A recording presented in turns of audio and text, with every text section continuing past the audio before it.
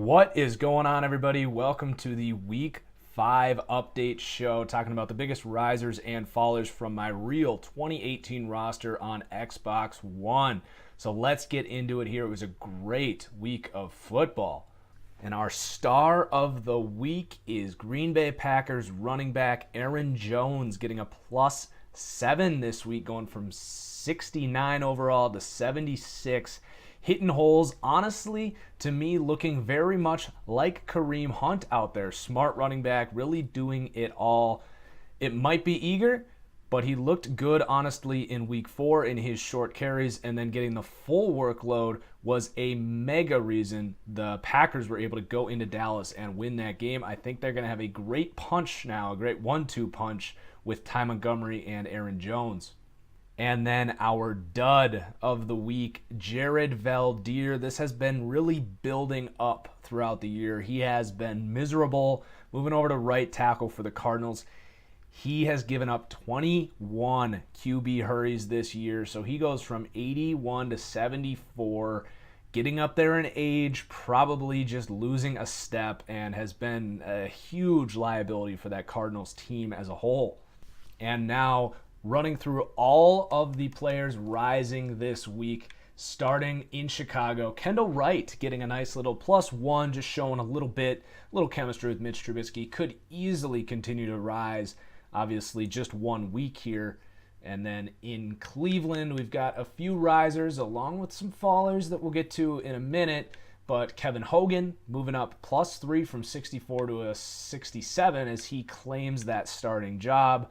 And then we got some veterans here. So Jamie Meter, the defensive tackle, has been playing pretty well. So he goes up 2 from 70 to 72. And then the veteran corner, Jason McCourty, an offseason signing. And he's really been a mainstay for this team, just doing his job out there. So he goes up +2. Moving on to the undefeated Kansas City Chiefs. Let's talk about Alex Smith a little bit. He moved up initially after that big Patriots game, and he's continuing to impress. That deep ball that we saw week 1 that we thought may have been a slight fluke, definitely not a fluke. He has improved his game quite a bit, so he moves up +2. Now in that range of like the top 14 quarterbacks there at an 80 overall. And then also playing well for the Chiefs is Zach Fulton, playing backup center right now. Mitch Morse will be back soon, but Zach Fulton has been really doing a good job holding down the fort there at center. He's in a contract year, should be looking at a pretty decent contract. I don't think it will be with the Chiefs, however. And he might actually play at left guard, as Brian Witzman has been average at best. So something to monitor there. For the Colts, we've got Al Woods moving up. He's a player I've always liked. I thought that was honestly potentially their best signing. They signed a plethora of players, really brought in a whole new cohort on that defense. But Al Woods has been awesome at nose tackle. I think Tennessee is missing him quite a bit as well. So he moves up +4, and he's honestly one of the better true nose tackles in the league. I've said that before, but he's definitely proven it this year.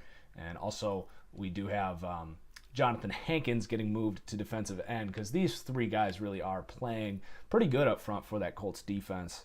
And then one more Colts player, Rashawn Melvin, probably just a little overlooked. He gets up +1. I'm going to continue to monitor him. But he is the starting corner opposite of Vontae Davis there. For the Miami Dolphins, it's been a pretty unwatchable year to this point, but Kiko Alonso, the linebacker, has been playing pretty well out there, so he gets a +1. Moving on to Philadelphia now.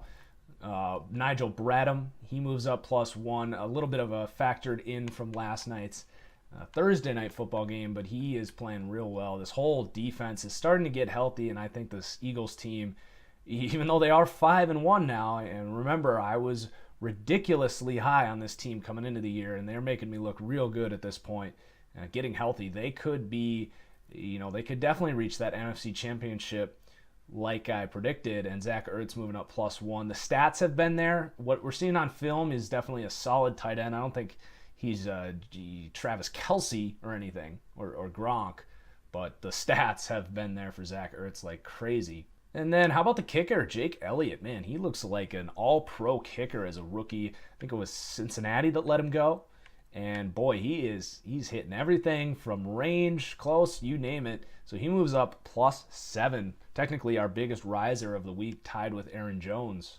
Let's move on to the Jaguars, who have been so hard to really hit the nail on who they are this year. But we do know these corners are legit. Jalen Ramsey and AJ Boye have been lights out. Potentially the two best corners in the league. Definitely playing like it right now. They could continue to rise or they could drop off a little. I don't know, especially with Boye, what exactly he is, but this defense overall playing great. Jalen Ramsey continues his climb to becoming the number one corner in the NFL. This defense had 5 picks this week. And then staying in the secondary, but with Detroit, we got Glover Quinn. Now, he is an 83 in vanilla, and I already raised him 6 overall. I love Glover Quinn. He is 31 years old, but man, he is one of the most instinctive defenders in the NFL. Just knows where to be, how to get the ball out of the offensive player's hands. Just a playmaker on defense. And I almost put him at 90, and one more good week, and I think he is going to enter that superstar echelon. I've always been a big fan of Glover Quinn. I hope Madden has given him his respect. I haven't really checked that. And then for the Packers, having a really good season this year. We already talked about Aaron Jones, but Blake Martinez playing good linebacker play. This team really needs linebackers, honestly, and Blake Martinez has been stepping up. Now Navarro Bowman, about 5 minutes into this recording, has just been released. And I think that he makes a ton of sense here in Green Bay. I think he would make sense in Oakland. So that's definitely going to be something to monitor here. As far as the roster goes, I'm not going to release him until he finds his team. But Bowman's overall will probably go down just a little bit, as does with any player that gets released. Ed Dickson moving up +2, having a good week, stepping into the shoes with Greg Olsen out. And then also for the Panthers is the right tackle. Nothing special here, but Darrell Williams has been holding down the fort there on the right side of the line, so he goes up +1. For the Rams, more offensive linemen moving this week. A lot of offensive linemen getting ratings changes this week as these lines start to reveal what they are as we enter the one-third way through the season here. John Sullivan moves up +2, as so does the left guard Roger Saffold +1. This Rams line has really stepped up after being one of the worst units in football last year. Also for the Rams is John Johnson, the safety, starting safety now, getting a +2. They did release Mo Alexander this week, a bit of a surprise release, but John Johnson, the rookie, playing real well. Probably going to continue to skyrocket this year. For the Ravens, more rising for the center, Ryan Jensen. Absolutely blowing people up front now, really coming into his comfort zone at center.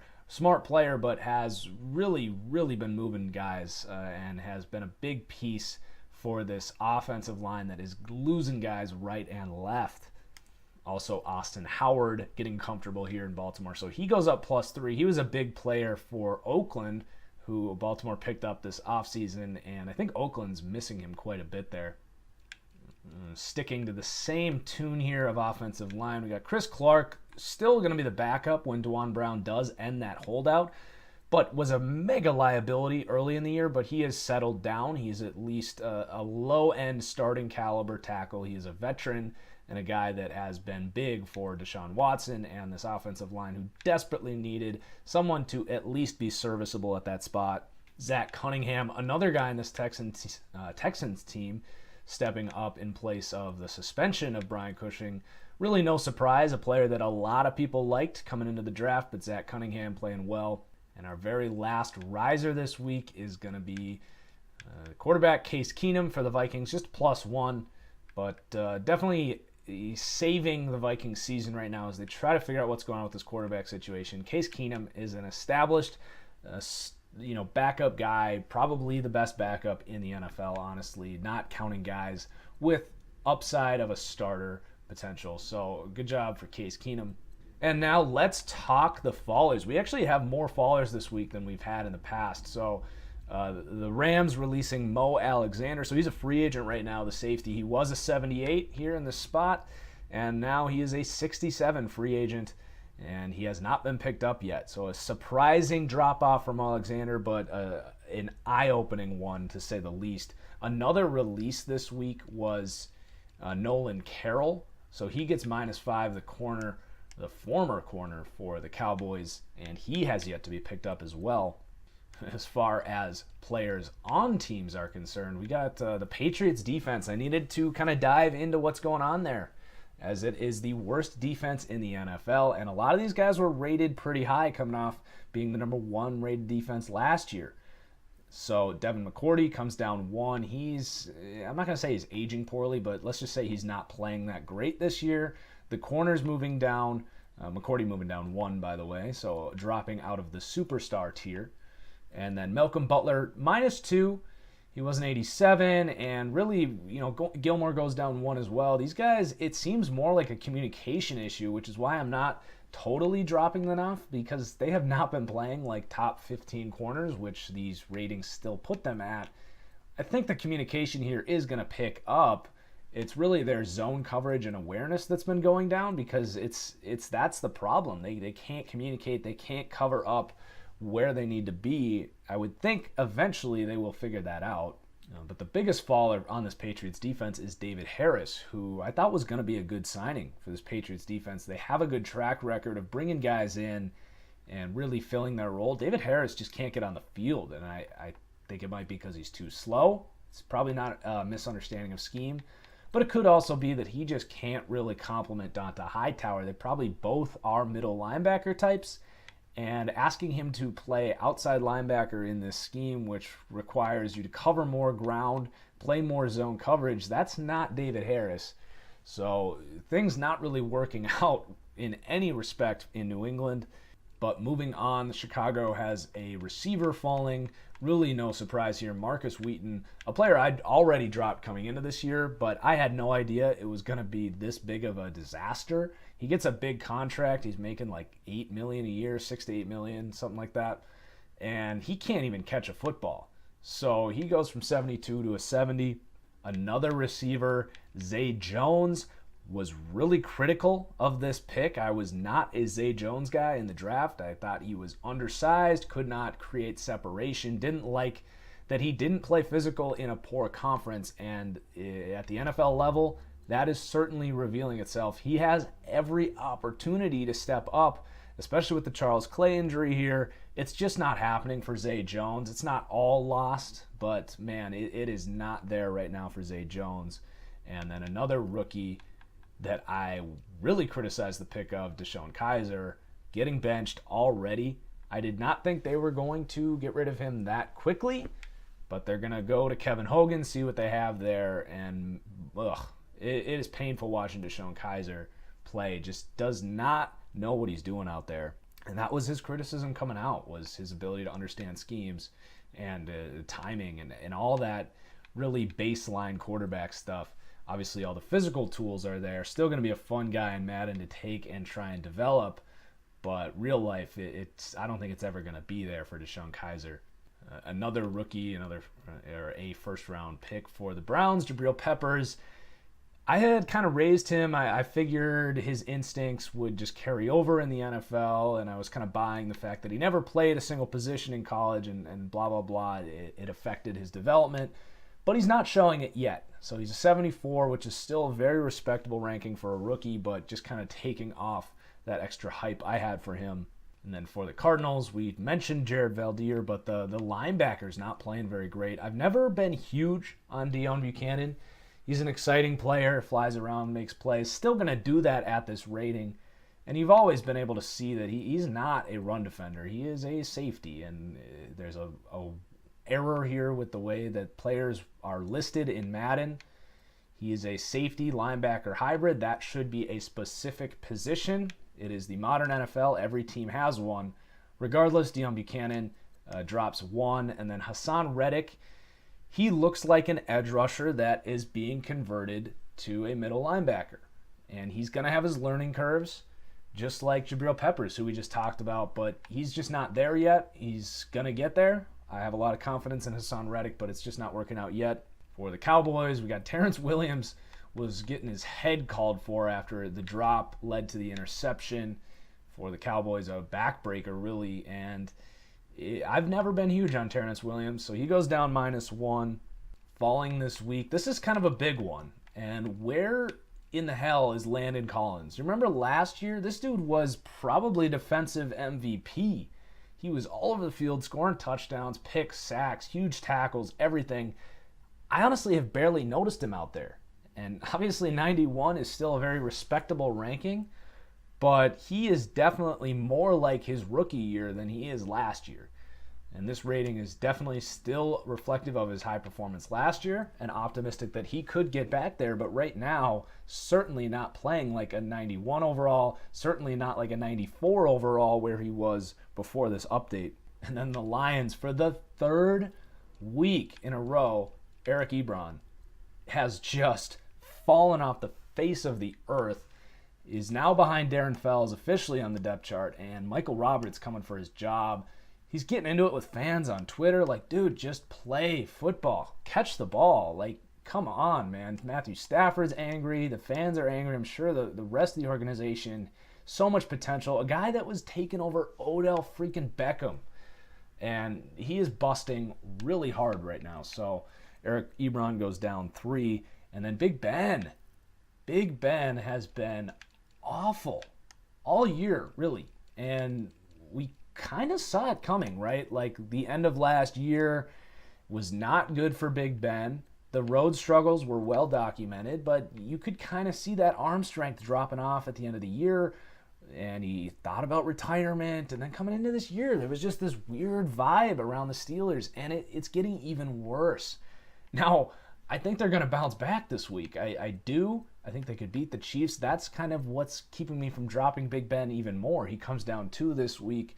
The arm strength's not there, and he hasn't really adjusted his style to reflect the way his body, the way he's able to manipulate the football now.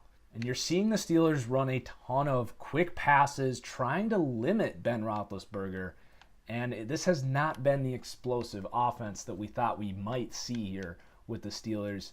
And Martavis Bryant also going down 3 this week. He just hasn't met the hype. And he's kind of a guy that really only showed flashes for a year. And you got Juju Smith outproducing him right now. Eli Rogers hasn't even been healthy. Martavis Bryant needs to show something, or this rating's going to continue to fall. I was a big believer in Martavis Bryant, but starting to have my doubts for sure.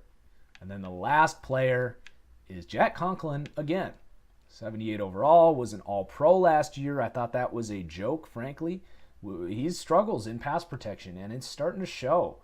And this kind of reminds me of Ryan Khalil, whichever Khalil was on the Vikings, who had an all-pro year his first year. Because of that high pedigree, got the respect, and then his weaknesses started to show. Now, granted, Khalil just got a massive contract. Whether or not that was correct is up for debate, but he's not an all-pro tackle anymore. And I think Jack Conklin's career trajectory is more on that path than it is on a guy like Taylor Lewan on the same team, who I think is a legit pass-protecting tackle. So Conklin needs to figure out some things and start protecting the quarterback better, especially when Mariota gets back in there, who just can't stay healthy.